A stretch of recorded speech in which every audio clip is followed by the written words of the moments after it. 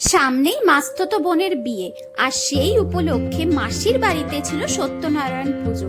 সেদিন সকালে স্নান করে তাড়াতাড়ি চলে গেছিলাম মাসির বাড়ি। গিয়ে দেখলাম ঠাকুরমশাই অলরেডি পুজোতে বসে পড়েছেন, মাও এখানে সবার সাথে গল্প করছে। আর এই হলো আমাদের হবু কনে আরাত্রিকা, খুবই মিষ্টি মেয়ে। এখানে ওর বন্ধুরা আমাকে হাই বলছিল। এরপর শুরু হলো যজ্ঞ।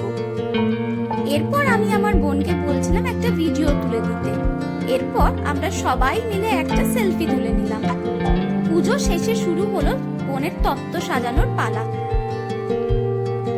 এখানে সবাই খুব মজা করে তত্ত্ব সাজাচ্ছিল এবং তত্ত্ব সাজানোটা খুব ভালোও হয়েছিল।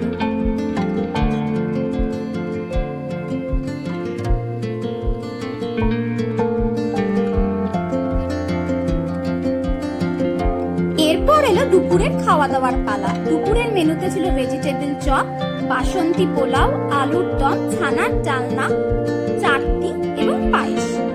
সবগুলো রান্নাই খুবই সুস্বাদু হয়েছিল এবং আমাদের দিনটাও সেদিন খুব ভালো কেটেছিল।